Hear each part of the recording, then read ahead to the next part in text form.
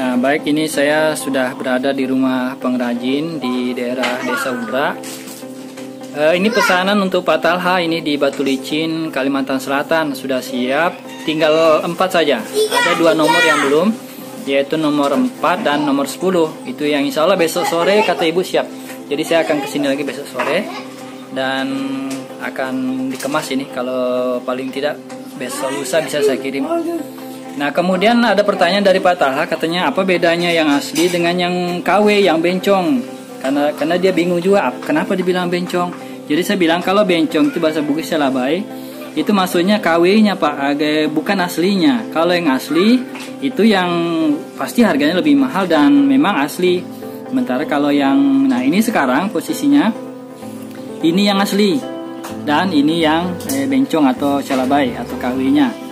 Kemudian saya tanya-tanya ke ibu tadi, kenapa saya bilang beda harganya hampir kadang sampai 3 kali lipat yang asli dengan yang KW. Jadi ini motif di atasnya kalau yang asli ini halus dan cara bikinnya lebih beda dengan cara yang ini.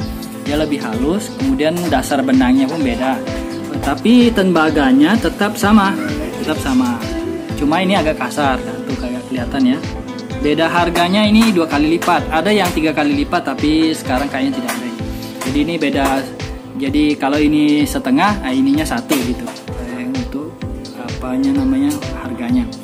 Kemudian saya awalnya berpikir kalau yang tembaga ini benangnya berwarna tembaga. Seperti ini kan. Nah, ini kan warna emas. Benangnya yang warna emas, bukan emas asli. Tetapi, nah sekarang saya baru tahu. Ternyata kata ibu tadi, ini betul-betul tembaga. Seperti gulungan dinamo itu. Nah, asli tembaga, pantas mahal. Nah, dari situlah terbuka pengetahuan saya kenapa ini bisa mahal. Karena rupanya gulungannya ini, benangnya ini bukan benang, tetapi betul-betul tembaga foil seperti yang dipakai di dinamo.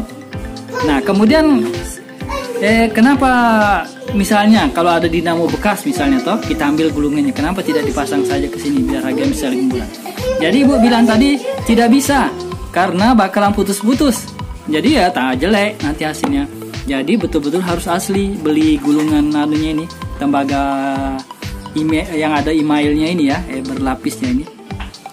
Nah, dari situ ketahuan bahwa mahalnya songkok recak tembaga ini karena bahannya betul-betul tembaga asli, gulungan tembaga asli yang biasa dipakai di gulungan dinamo.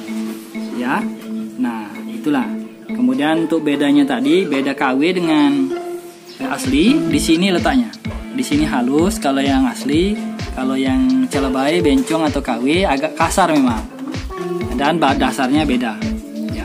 Jadi itu untuk Pak Muhammad Talha ya di Kalimantan Selatan, untuk pengetahuan saya sendiri dan Bapak bahwa itu bedanya antara asli dan KW.